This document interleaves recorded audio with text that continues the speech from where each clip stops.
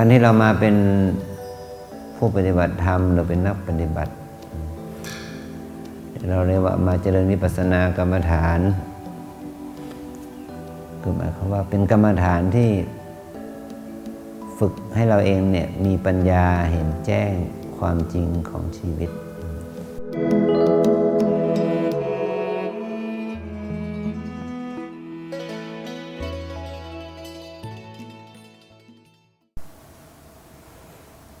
วันนี้เป็นวันที่30เดือนกันยายนพุทธศักราช2566เราจะมีเวลาสำหรับตัวเองในปีนี้เหลืออีก3เดือนนะตุลาพฤศจิกายนธันวาไตรมาสที่4ไตรมาสที่3จะหมดวันนี้ละนะแล้วก็สู่ไตรมาสที่4แล้วเนาะไตรมาสสุดท้ายของปีนี้นะเนี่ยเห็นไหมวันเวลามันผ่านไปไวไหมล่ะเห็นไหมปั๊บแป๊บหมดกันยาเรียกว่าถนนสายที่61ก็จะเป็นที่เดินของคนเป็นจำนวนมากน่าเกษียณเนาะเนี่ยพอที่จะต้องเกษียณราชการก็วันนี้แหละเป็นวันสุดท้ายนะวันสุดท้ายแล้วเนาะวันพรุ่งนี้ก็หมดอำนาจละเหลือแต่บารมีนะใครจะมีบารมีให้แก่ลูกน้องบริวารเท่าไหร่ก็อยู่ที่ตอนที่เราเองมีอำนาจทำอะไรเนาะสายทางแห่งบุญเราบ้างเนาะเนี่ยสายทางแห่งบุญเราตอนนี้นะเราจะก้าวเข้าสู่ทางธรรมของเราสิ่งนี้มีอยู่นะมันไม่ใช่ไม่มีอยู่แล้วสิ่งนี้มีอยู่คือธรรมะนี่มีอยู่นะตัวน้อยก็มีธรรมะนะตัวน้อยเนาะตัวน้อยมีธรรมะไหมลูก2 คนนั่นแหละมีธรรมะไหมเนาะมีธรรมะไหมลูกมีเนาะมีตาไหมลูกมีตาไหมมีเนาะเรามีตาไหมมีหูไหมมีเนาะมีจมูกไหมมีมือมีเท้าไหมมีมันสมองไหมลูกมีหัวใจไหมมีเนาะแต่ว่านี่เขาเรียกว่าสิ่งนี้มีอยู่ตั้งแต่เป็นเด็กแล้วเนาะเราจะใช้ตาหูจมูกลิ้นกายใจเนี่ยนะตาหูจมูกลิ้นกายใจท่านเปรียบเทียบเหมือนกับบ้านร้างเนาะบ้านร้างบ้านที่ไม่มีใครอยู่อาศัยเนาะมันว่างเปล่าจากคนอยู่อาศัยเขาเรียกบ้านร้างตาหูจมูกลิ้นกายใจเนี่ยบ้านร้างแต่มันจะมีเนาะเขาเรียกว่ามีคนนะอาจจะเป็นโจรยังไงเนาะขั้นเปรียบเทียบเราเหมือนกับโจรมาอาศัยบ้านร้างนั้นบางทีนะโจรจะมาอาศัยบ้านร้างนั้นมาทำกิจของเขาเนาะก็คือมีสีคือรูปที่มากระทบทางตามีเสียงมากระทบทางหูมีกลิ่นมากระทบที่จมูกมีรสมากระทบที่ลิ้นมีสัมผัสกระทบที่กายมีธรรมารมณ์มากระทบที่ใจก็ทำให้เกิดอาการวุ่นวายเกิดขึ้นทันทีเนาะ ตาเห็นเนาะตาเห็นก็เกิดความวุ่นวายเนาะชอบไม่ชอบ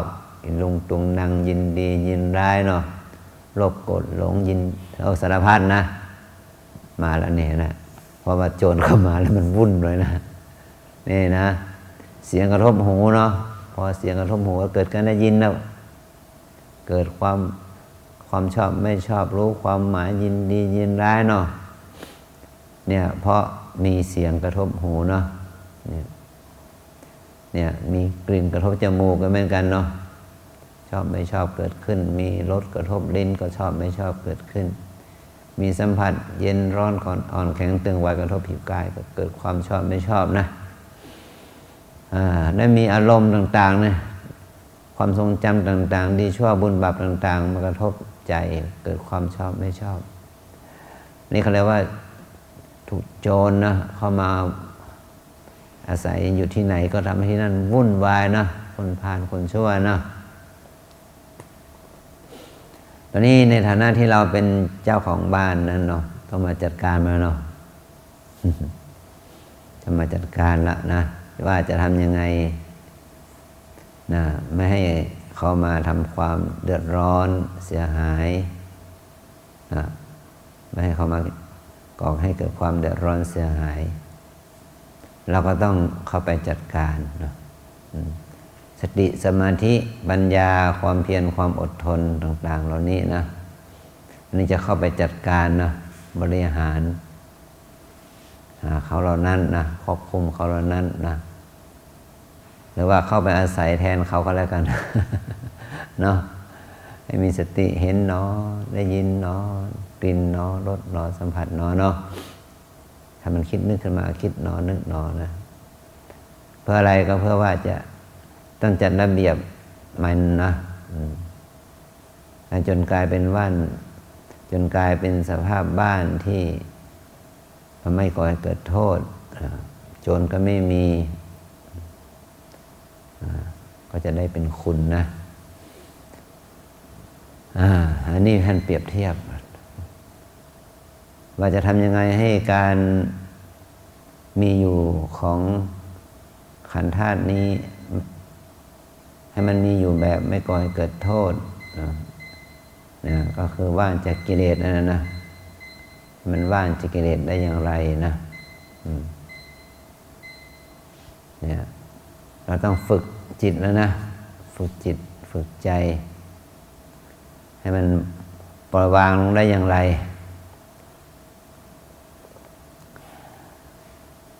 อันนี้คือการบริหารธรรมะชั้นสูงนะมันก็ว่าผู้บริหารชั้นสูงเนาะต้องไปอบรมเนาะต้องไปสัมมนาเนาะจึงจะสามารถบริหารจัดการงานระดับสูงเนาะบางคนก็ต้องไปเรียนถึงพิเศษเข้าคอร์สพิเศษไปต่างประเทศอะไรเงี้ยเนาะเพื่อเอาความรู้นั้นมาบริหารระดับสูงในศาสตร์แห่งผู้นำเนาะต้องมีการเรียนรู้เป็นพิเศษเนาะการบริหารระดับสูงนะ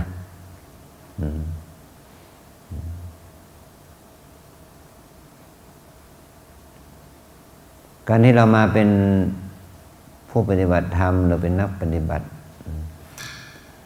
เราเรียกว่ามาเจริญวิปัสสนากรรมฐานก็หมายความว่าเป็นกรรมฐานที่ฝึกให้เราเองเนี่ยมีปัญญาเห็นแจ้งความจริงของชีวิตเราจะทำให้เกิดบุญภาวนาคือปัญญาเห็นแจ้งความจริงของชีวิตความจริงของชีวิตนี่จึงเป็นสิ่งที่เราปฏิเสธเขาไม่ได้นะเขาย่อมเป็นเช่นนั้นนะ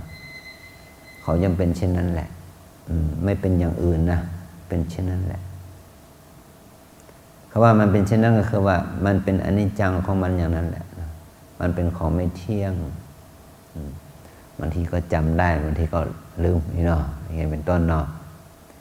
บางทีก็เกิดบางทีก็หายบางทีก็มีบางทีก็ไปเนาะบางทีก็มาบางทีก็ไปแค่นั้นนะเรามามีปัญญาเห็นแจ้งความจริงว่าทุกอย่างมันเป็นอนิจจังนะทุกอย่างมันเป็นทุกข์ทนอยู่ในสภาพเดิมไม่ได้ทุกอย่างมันไม่ใช่อัตตาตัวตนที่แท้จริงที่จะบังคับบัญชามันได้นะอันนี้คือความจริงอย่างมันเป็นเช่นนี้นะในปัญญาเห็นแจ้งความจริงเมื่อเราเข้าใจความจริงแล้วเราจะละความวิปลาสแต่ว่าความคิดความจำความรู้ ความรู้ความจำความคิดที่มันคาดเคลื่อนจากความเป็นจริงนะความเห็นความเห็นที่มันคาดเคลื่อนจากความเป็นจริงความจำที่มันคาดเคลื่อนจากความเป็นจริงความคิดที่มันคาดเคลื่อนจากความเป็นจริงความเป็นจริงของชีวิตก็คือว่ามันเป็นอนิจจังแต่เราไปคิดว่ามันเป็นนิจจังเป็นของเที่ยงความจริงของชีวิตมันเป็นทุกข์แต่เราไปคิดว่ามันเป็นสุขนะความจริงมันเป็นอนัตตาไม่ใช่ตัวตนไม่อยู่ในอำนาจแต่เราก็ไปคิดว่าเป็นตัวตนนะเช่นเวลารู้สึกปวดขึ้นมาเนาะเราจะบอกว่าไงนะเราปวดเนี่ยนะไปยึดว่าเรานะความปวดเป็นเราเนาะเราปวดเนาะนี่ก็เข่าเราปวดขาเราปวดเอวเราปวด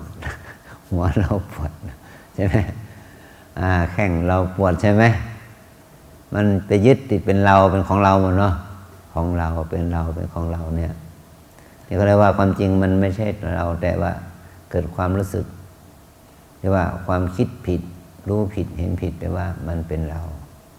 นะเนี่ยมันลักษณะเนี่ยมันเป็นการเรียกว่ามันฝังลึกเนาะมันฝังลึกอยู่ในจิตใจเราเรียกว่าสันดานเรียกว่ามันเป็นฝังลึกอยู่เป็นในสันดานเลยเรียกว่าบางทีเขาเรียกว่าจริตก็ได้แปลว่านิสัยที่เคยชินจริยาแปลว่าข้อปฏิบัติอย่างที่มันเป็นพฤติกรรมที่ยากที่จะเปลี่ยนแปลงเพราะมันเคยชินฉะนั้นการที่เราจะแยกกิเลสหรือแยกอกุศลแยกบาปแยกความชั่วออกไปจากจิตนี่เนาะมันจึงไม่ใช่ของง่ายๆนะขออนุญาตยกตัวอย่างเนาะมีโยคีคนหนึ่งนะเธอเป็นโรคที่ว่ากลัวความสกปรก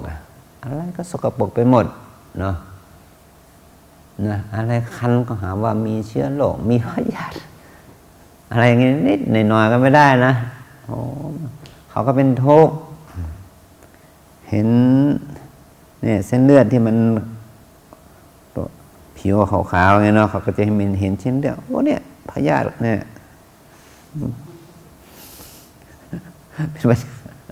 ไปหาหมอไม่เป็นไรถ้ามันเป็นแค่เส้นเลือด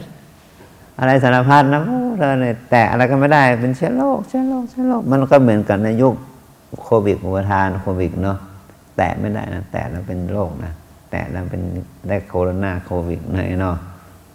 ต้องโหนะเรียกว่าพวกผลิตอะไรนะแอลกอฮอล์ก็เลยเขาเรียกวิกฤตของพวกเราก็เลยจะเป็นโอกาสของเขาเนาะเนี่ยขนาดนั้นเขาก็จะเกิดความกลัวไงแตะอะไรก็เป็นโรคแตะอะไรก็เป็นเชื้อโรคไปหมดเนาะจนมีคนหนึ่งต้องล้างมือวันละ20, 30, 50 ครั้งจนมือเปื่อยกลายเป็นมือเปื่อยไปเลยดูสิเพราะเขากลัวมากนะอาบน้ำวันละ7 หน 8 หนถ้าออกจากห้องมานะไปนี่กลับเข้าห้องปั๊บต้องไปอาบน้ำเดี๋ยวเชื้อโรคอย่างเงี้ยเพราะนั้นน่ะตัวซีดตัวเสียวอะไรประเภทนี้นะมันกลัวในขนาดนั้นเชียวนะโยมนะแล้วมันก็เป็นโรคทางจิตอย่างหนึ่งเนาะแล้วนี่เป็นต้นนะเราปฏิบัติให้เห็นว่าธรรมชาตินี้เนาะคือธรรมชาตินี้คือกายนี่แหละเนาะมันก็เป็นที่อยู่อาศัยของจุลชีพมากมายหลายหมื่นหลายแสนชนิดมันแต่ปากหรือปลายลิ้นนี่เนาะเราจนถึงขออภัยถ้าวันหนักเยอะแยะไปหมดไม่รู้จะกี่หมื่นกี่แสนชนิดอยู่นะเนาะแบคทีเรียต่างๆผิวกายเราเนาะเล็บซอกฟันสารพัดเนาะทุกอนูขุมขนเนี่ยมันเต็มไปด้วยเชื้อนะจุลชีพทุกรูขุมขนเต็มไปด้วยจุลชีพอาศัยนะฉะนั้นเราจึงไม่ใช่อยู่อย่างเดียวดายนะ มีเพื่อนอยู่กับเราเยอะแยะมากมายนะฉะนั้นที่ว่าถ้าเขาวิเคราะห์ทางพันธุกรรมศาสตร์เนาะว่าถ้ามันเป็นตัวพันธุกรรมแสดงถึงความเป็นเซลล์ของมนุษย์เนี่ยมันมีกี่ประเภทในร่างกายเรานี่เนาะมีกี่ประเภทแล้วก็ที่มันเซลล์ที่มันเป็นตัว DNA ที่เป็นของจุลชีพต่างๆเนาะในร่างกายเรามีนะตั้งแต่หัวถึงเท้าเนี่ยวันนี้มากกว่าเรานับแสนชนิดนะเป็นแสนชนิดทีเดียวนะแต่มันจะมีไม่มากเท่านั้นเองแต่ว่าเซลล์ของเรามันมีมากมันก็ร่างกายเป็นคนนะร่างกายมันก็เป็นคนแล้วเซลล์ตัวนี้มีมากเนาะร่างกายมันก็เป็นสัตว์นะเป็นวัวเป็นควายเป็นช้างม้าเป็นอะไรเป็นเป็ดไก่เนาะเป็นสารพัดเนาะเป็นมดเป็นแมงทั้งหลายนะเขาเรียกว่าจุลทรีย์จุลินทรีย์เรียกว่าเรียกว่าชีวิตอินทรีย์ภาษาพม่าเขาเรียกว่าชีวิตอินทรีย์ชีวิตอินทรีย์อินทรีย์ที่มีชีวิตเนี่ยนะฉะนั้นชีวิตอินทรีย์นี่แหละนะที่มันเป็นถ้าเราจะพูดก็เป็นทางปัจจุบันก็เรียกเป็น DNA เป็นพันธุกรรมถ้าสมมติว่ามีเจตนาฆ่าสัตว์เนี่ยใช่ไหมปาณาติปาตาใช่ไหมมีเจตนาฆ่าสัตว์เนี่ยคราวนี้ก็ต้องมองว่าสัตว์อะไรเนี่ยเป็นแมลงเป็นมดเป็นตัวหนอนหรือว่าเป็นเป็ดไก่หมูหมาช่างม้าก็ดูชีวิตอินทรีย์จำนวนชีวิตอินทรีย์มากก็ย่อมบาปมากเพราะว่ามันทำลายชีวิตอินทรีย์เขาสูงเซลล์มันตายเยอะนี่เนาะต่อไปก็ถ้าชีวิตอินทรีย์นั้นมันมากต่อมากแล้วเอาอะไรเป็นเครื่องวัดก็เอาว่าชีวิตอินทรีย์นั้นมีประโยชน์มากหรือน้อยถ้าชีวิตอินทรีย์ของมนุษย์มันมีประโยชน์มากเนาะฆ่ามนุษย์จึงถือว่ามีบาปมากกว่าฆ่าสัตว์อะไรอย่างนี้นะเพราะชีวิตอินทรีย์นี้ได้ทำหน้าที่สร้างบุญสร้างกุศลนะฉะนั้นการที่พวกเรามาสร้างบุญสร้างกุศลอย่างนี้เนาะชีวิตอินทรีย์ของเราก็เป็นชีวิตอินทรีย์ที่เป็นบุญนะจนถึงว่าชีวิตอินทรีย์ของพระอรหันต์เนาะฉะนั้นเรียกว่าใครฆ่าพระอรหันต์จึงบาปมากเพราะว่าเป็นชีวิตอินทรีย์ที่ไม่มีโทษนะไม่มีโทษมีแต่คุณนะแต่ถ้าใครไปทำลายก็ถือว่าเป็นบาปมากนะเพราะชีวิตอินทรีย์นั้นมันไม่มีโทษมันจะอ้างว่าเพราะคนนี้จะมาฆ่าฉันมันไม่ได้เพราะว่าท่านไม่มีจิตฆ่าใครเลยอย่างนี้เนาะจะมาอ้างอย่างนี้ไม่ได้อย่างนี้เป็นต้นนะคนที่มีศีลมีธรรมเนาะเขามีจิตมีเมตตาธรรมไปเบียดเบียนเขาทำร้ายเขาเนี่ยเขาไม่มีเจตนาที่จะเบียดเบียนทำร้ายตอบโต้แต่ตนเองก็ยังทำอันนี้ก็เรียกว่าเป็นบาปมากฉะนั้นเวลาเรามาปฏิบัติเราจึงไม่ให้เรามีการคิดในทางที่เป็นอกุศลเป็นความโกรธเป็นความโลภความหลงนั่นแหละนะฉะนั้นเมื่อเราปฏิบัติเจอความคิดขึ้นมาปั๊บจิตมันคิดเพียงแต่ว่าไม่พอใจนะไม่พอใจแม้แต่ไม่พอใจกับสิ่งที่ไม่มีชีวิตนะก็ยังเป็นโทษกับตนนะก็ยังเป็นโทษกับจิตตนนะ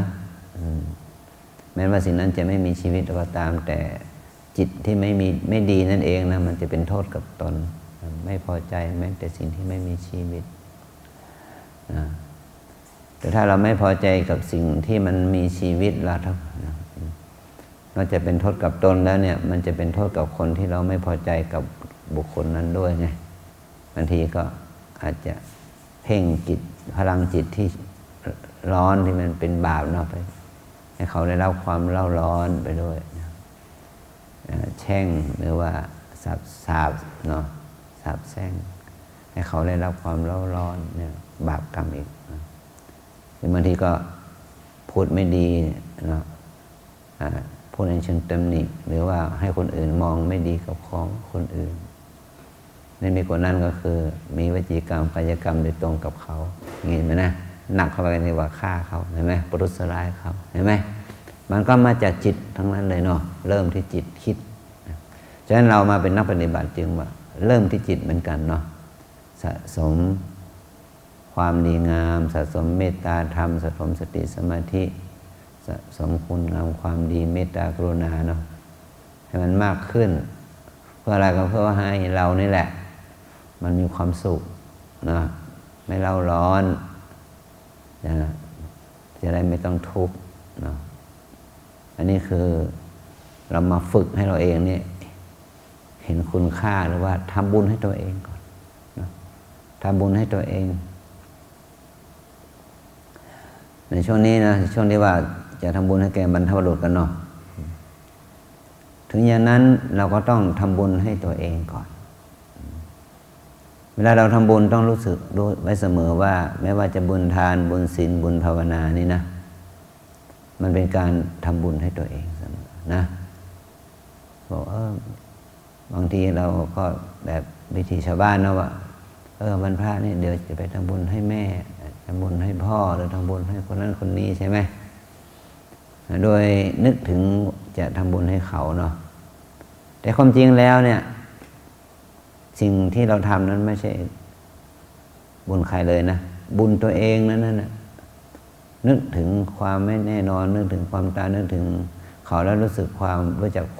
รู้ถึงคุณเนาะอย่างเรียกว่าบัณฑิตัญญูนะนึกถึงว่า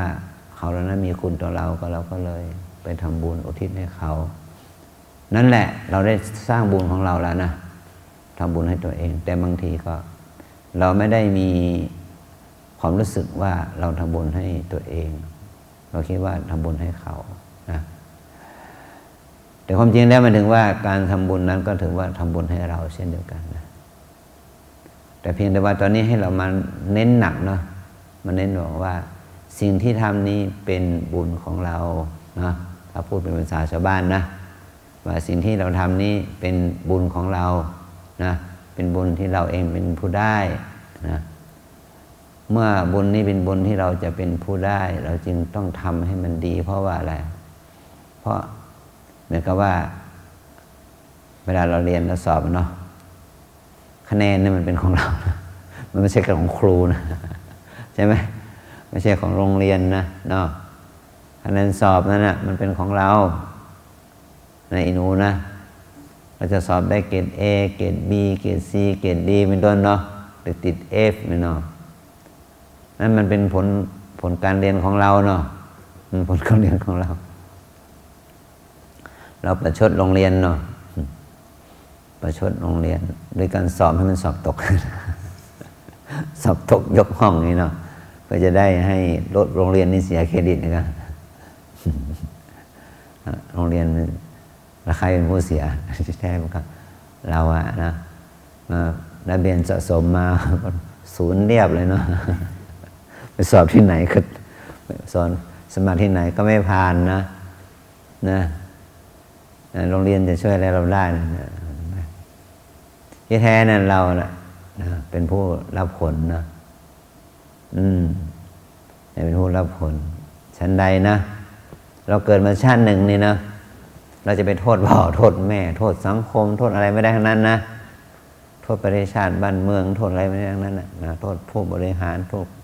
ประมุขของชาติแล้วกันไม่ได้ทั้งนั้นนะอย่าโทษประธานาธิบดีนายกรัฐมนตรีหรือว่าพระราชาธิบดีพระมหากษัตริย์หรือพระเจ้าจักรพรรดิเนาะอะไรก็แล้วแต่เนาะอันนั้นมันเป็นระบบเนาะระบบของบ้านนั้นเมืองนั้นบริบทของบ้านนั้นเมืองนั้นประเทศนั้นเนาะแต่ว่าบุญและบาปนั้นมันอยู่ที่ใจเรานะถ้าเราตั้งจิตให้เป็นบุญบุญก็เกิดขึ้นกับใจเราเองอันนี้เป็นต้นนะบริบทของเราก็คือว่าทำยังไงให้เราตั้งอยู่ในฐานอารมณ์ที่เป็นบุญให้ได้อย่างตัวอย่างเนี่ยเรามาที่นี่เนาะเนี่ยเราจะมาอยู่3 วัน10 วัน6 วัน ทำไมไม่อยู่สัก10 วันไปเลยนะเดือนหนึ่งเนาะดร.แสงละอยู่สักเดือนหนึ่งอะไรนะจนออกพรรษานะ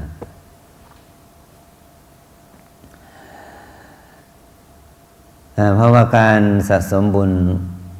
ให้มันเป็นอุปนิสัยแน่นอนเนาะมันต้องใช้เวลาเหมือนกันเนาะเด็กๆเด็กหญิงทั้งสองนะเราเป็นเด็กเนาะเราคิดว่าเราจะยังมีอายุยืนยาวยังมีเวลาเยอะแยะเนาะ3 วันก็พอละอย่างนั้นแหละลูกนะจะได้ไปเล่นเกมต่อใช่ไหมนี่เป็นต้นนะเอาบุญรักษาไม่ว่าเราจะเป็นเด็กก็ยังได้มาปฏิบัติธรรมเนาะตอนนี้ครับวิธีปฏิบัติธรรมเนาะวิธีปฏิบัติที่เราเรียกว่าวิธีเจริญกรรมฐานนั่นแหละเทคนิคของการเจริญกรรมฐานเนาะถ้าเราเปรียบเทียบมันกับว่าเราเอามันสับปะหลังมาให้มันเป็นเส้นหมี่อย่างนี้เนาะทำยังไงเนาะเอาถั่วเนาะมาปั่นยังไงให้มันกลายเป็นเส้นหมี่เนาะเอาข้าวเนาะทำยังไงให้มันเป็นกลายเป็นเส้นก๋วยเตี๋ยวเนาะมันต้องมีขบวนการนี่ใช่ไหมมันต้องมีขบวนการเนาะให้มันเป็นสเต็ปไปวิธีการปฏิบัติขบวนการในการปฏิบัตินะเราจะเอากายเนี่ยเอาใจที่เรียกว่าเป็นหญิงเป็นชายนี่นะจะเป็นเด็กเป็นผู้ใหญ่ก็ตามเนี่ยให้เอามาเป็นธรรมะนี่ตัวนี้แหละจะทำยังไงให้เอากายนี้ให้มันเป็นธรรมะเอาใจนี้ให้มันเป็นธรรมะนี่จะทำอย่างไรให้มันให้กายใจนี้มันเป็นธรรมะทำยังไงให้มันกายใจนี้มันเป็นธรรมะนะการที่เราจะให้กายนี้เป็นธรรมะการที่จะให้ใจนี้นะเป็นธรรมะเนี่ยก็คือว่าเอากายเอาใจนี้มาเป็นที่ตั้งของสติเนาะเอากายเอาใจนี้มาเป็นที่ตั้งของสตินะ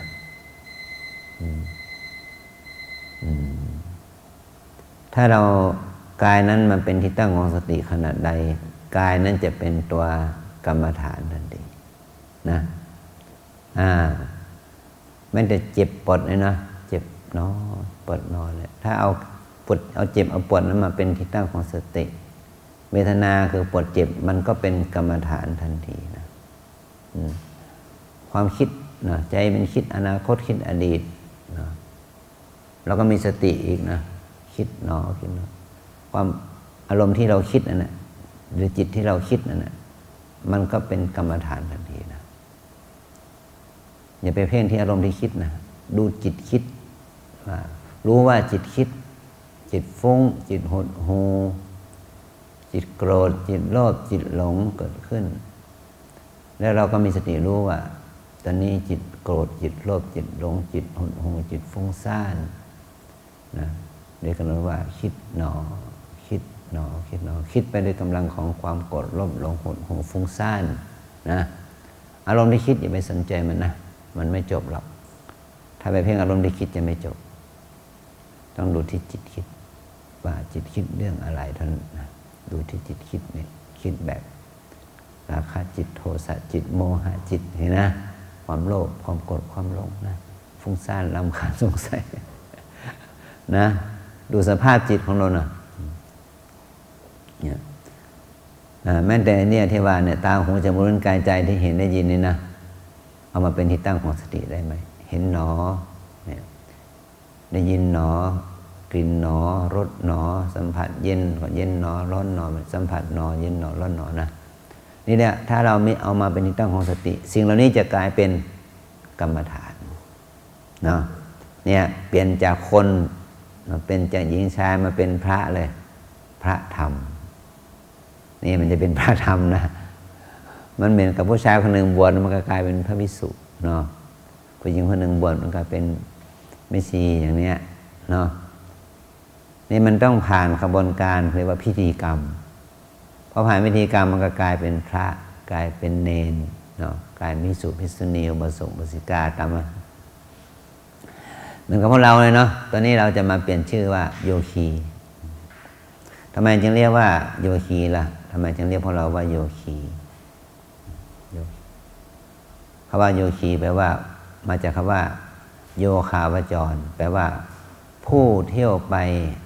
ผู้ที่ขับเคลื่อนชีวิตไปด้วยความเพียรเนี่ยนะด้วยความเพียรนะ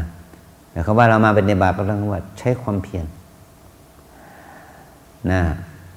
ใช้ความเพียรถ้าเรามีโลหะชิ้นหนึ่งเนาะแต่มันไม่มีคมอ่ะนะมันไม่มีคมฉะนั้นความคมมันจะเกิดขึ้นก็นั่นแหละต้องใช้ความเพียรนะใช่ไหมเอาโลหะนั้นไปอะไรไปรับเนาะไปรับบ่อยเข้านั้นเข้าใช่ไหมมันบางเนาะโลหะมันบางมันก็มีความคมฉะนั้นความคมมันเกิดขึ้นจากความเพียรนะนี่เปรียบเทียบเนาะถ้าเราไม่มีความเพียรแล้วมันก็กลายเป็นโลหะชิ้นธรรมดาไม่ต้องกันพอเราปฏิบัติไม่ปฏิบัติถ้าเราไม่ปฏิบัติมันก็เป็นคนเป็นฉัตรเป็นหญิงเป็นชายเป็นเด็กผู้ใหญ่ปกติแต่มันไม่เป็นโยคี มันไม่เป็นนักปฏิบัตินะแต่ถ้าเราเอามาปฏิบัติเอามาฝึกฝนอย่างนี้มันก็กลายเป็นนักปฏิบัติเนาะเป็นผู้ได้ฌานอภิญญาได้ผู้วิเศษหรือพระอริยเจ้าแล้วก็ว่าไปเนาะจนถึงพระอรหันต์นะเป็นพระพุทธเจ้าก็ได้ด้วยความเพียรฉะนั้นพระพุทธเจ้าจึงตรัสสอนภิกษุพุทธบริษัททั้งหลายว่าถ้าคนอื่นถามพวกเธอว่าพระสมณะโคดมเนี่ยมีวาทะเกี่ยวกับวิถีชีวิตว่าอย่างไรคำว่าวาทะนี่คือทัศนะนะพระองค์ก็ตรัสว่าพุทธศาสนาเราหรือพระพุทธเจ้าของเรานั้นสอนเรื่องกรรมวาทะคือเชื่อเรื่องกรรมหรือว่าการกระทำวิริยะวาทะเรื่องความเพียรเนี่ยคนเราหมายความว่าคนเรามันจะดีหรือจะเจริญได้มันต้องอาศัยการกระทำด้วยความเพียรถ้าเรากระทำไปแบบไม่มีความเพียรนะมันย่อหย่อนนะมันไม่ค่อยได้ผลนะทำนั้นทำนิดหน่อยก็จิ๊บไปตามเรื่องมันไม่ได้ต่อเนื่องมันก็เลยไม่เกิดผลแต่ถ้าเราทำกรรมนั้นด้วยความเพียรอย่างต่อเนื่องมันจึงจะเกิดอานิสงส์นะจึงจะมีอานิสงส์นะฉะนั้นเราจะต้องการกระทำของเราต้องมีความเพียรความใส่ใจนะมันจึงจะได้อานิสงส์ได้ผลนะมันความจริงเราก็ใช้กันอยู่นะเหมือนเช่นว่าเราพยายามเขียนบ่อยๆท่องบ่อยๆมันก็จำนั่นแหละพอมันจำในที่แล้วเนาะมันเหมือนกับเราจำตัวอักษรไทยอ่ะ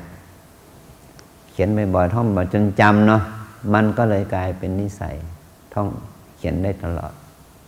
ท่องได้ตลอดในสมัยเราเป็นเด็กในรุ่นเก่าเขาเรียกว่าท่องสูตรคูณน่ะ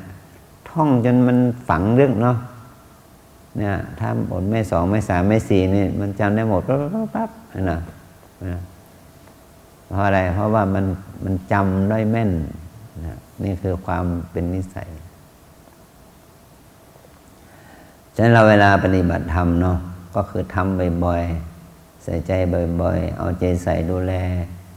ปัจจุบันขณะของจิตปัจจุบันขณะของกายบ่อยๆนะแล้วมันจะดีขึ้นเนาะบุคคลบาตามนะวิปัสสนากรรมฐานตามแนวสติปัฏฐานมีสี่อย่างหนึ่งกายสองเวทนาสามจิตสี่ธรรมหนึ่งกายสองเวทนาสามจิตสี่ธรรมหนึ่งกายสองเวทนาสามจิตสี่ธรรมวิปัสสนากรรมฐานตามแนวสติปัฏฐานมีสี่อย่างหนึ่งกายสองเวทนาสามจิตสี่ธรรมกรรมฐานมีสี่ตัวนะกายเวทนาจิตธรรมเราเอากายเป็นกรรมฐานเนี่ยที่ว่าพลิกเนาะพลิกเนาะพลิกเนาะถ้าเราเอากายนี่เป็นกรรมฐานได้ละฉะนั้นเมื่อเรามีสติอยู่กับการคิดเนี่ยมันก็คือนี่เรียกปฏิบัติธรรมแล้วเนาะ นี่เป็นกลายเป็นตัวธรรมะทันทีเป็นตัวกรรมฐานทันทีเห็นไหมเท้าเดินขวาย่างซ้ายย่างมีสติกับการเดินมันก็เป็นกรรมฐานทันทีมันก็เป็นธรรมทันทีเท้าเราเดินไม่ใช่ไม่เดินวันนี้ใช่ไหมเดินมาตั้งแต่อายุใน1 ขวบ 2 ขวบเราก็เดินมาแต่มันไม่เป็นกรรมฐานมันไม่เป็นธรรมเดินได้แต่ว่ามันไม่ได้บุญเห็นไหมตอนนี้เดินนี่ได้บุญนะเดินได้สติเดินได้สมาธิเดินด้วยความตั้งใจใส่ใจนี่มันก็ได้บุญหน่อยอย่างเงี้ยนะหายใจเข้าหายใจออกเนี่ยแม้ตั้งแต่คลอดแล้วแต่มันไม่ได้บุญนะแต่เราหายใจเข้าหายใจออกอย่างมีสติเห็นไหมพองหนอยุบหนอหายใจเข้าพองหายใจออกท้องยุบจับอาการพองอาการยุบให้ได้ถ้าไม่รู้สึกก็มือกุมนะจนรู้สึกชัดเจนมันก็ได้กรรมฐานทันทีมันก็ได้ธรรมะทันทีมันก็ได้บุญทันทีนะได้สติได้สมาธิได้ความภาคเพียรได้ความใส่ใจนะแล้วถ้าความสติสมาธิความภาคเพียรความใส่ใจมันมีมากขึ้นเนี่ยมันจะได้ความรู้สัจธรรมที่เหมือนกับที่พูดเมื่อกี้ว่าความคมมันอยู่ที่ความเพียรมันสร้างขึ้นมาด้วยความเพียรเนาะเนี่ยถ้าเราไม่ฝึกฝนไม่ใส่ใจไม่อดทนอดกลั้นมันก็ไม่เกิดผลเหมือนการปฏิบัติเนาะสติปัญญาของเราจะแข็งแหลมคมก็ต้องอาศัยความเบ็ดบักบันภาคเพียรจดจ่อต่อเนื่องนะฉะนั้นทำให้มากเท่าไหร่ดีเท่านั้นนะมีโอกาสมากเท่าไหร่ก็ดีเท่านั้นนะถ้าเรามาระยะสั้นก็ได้แนวไปได้วิธีไปตอนมันไปข้างหน้าก็มาเพิ่มอีกมาใส่ใจอีกนะเพียงแต่ว่าให้เรามีความมั่นใจว่าเป็นวิธีทางที่เรามั่นใจว่าเป็นวิธีทางที่จะทำให้เราเจริญได้ส่วนบุญมากน้อยแค่ไหนก็อยู่ที่ความเพียรของเรานะอย่างนี้นะถ้าเรายอมรับความเป็นจริงแล้วก็เพิ่มพูนนะมันก็จะดีขึ้นพัฒนาขึ้นต่อไปนะกินน้อยนอนน้อยพูดน้อยนะปฏิบัติมากว่าเนี่ยพูดมากฟุ้งซ่านมากนะนอนมากกับมีเวลาภาวนาน้อยใช่ไหมกินมากก็ง่วงมากเลยบอกให้นะไม่ต้องกลัวเนาะไม่ต้องกลัวจะหิวละมีน้ำให้ดื่มนะมีน้ำปานะให้ดื่มนะตัวน้อยนะตัวน้อยถือศีล 8หรือศีล 5ลูกถือศีล 8หรือศีล 5เนี่ยศีล 5นะเอา5ก็พอก็กินเบาๆหน่อยก็แล้วกันกินขนมนะกินช็อกโกแลตอะไรก็ได้อยู่เนาะดีละได้มาปฏิบัติธรรมนะลุงนะมาเพิ่มกำลังสติปัญญาของเราเนาะจะได้เรียนเก่งๆเนาะจะได้มีสติสมาธิดีๆนะกินน้อยนอนน้อยพูดน้อยนะไม่เล่นหัวกันเยอะเนาะมีเวลามาฝึกหลวงพ่อมีเกมให้เล่นนะอยากเล่นไหมหลวงพ่อมีเกมหนึ่งเนาะเกมนี้เล่นกับหลวงพ่อไหมหลวงพ่อจะเล่นกับหนูนะเกมนี้เขาเรียกว่าคนไหนพูดคนนั้นแพ้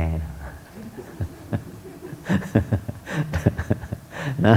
คนไหนพูดก่อนคนนั้นแพ้เอาไหมเนาะเล่นเกมเนาะห้ามพูด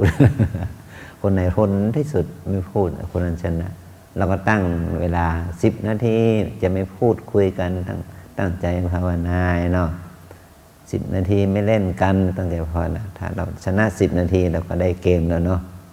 ได้คะแนนละอย่างนี้เป็นต้นนะมันไม่สามารถได้ทั้งวันหรอกลูกแต่ว่า10 นาทีนี้จะไม่เล่นกันจะไม่แย่กันตั้งใจภาวนาไงนะทำอย่างนี้ได้นะลูกนะดีเนาะชนะละชนะใจตัวเองเนาะเราได้รางวัลแล้วเนาะชนะรางวัลชนะใจตัวเองนะลูกนะเอาแค่นี้เนาะ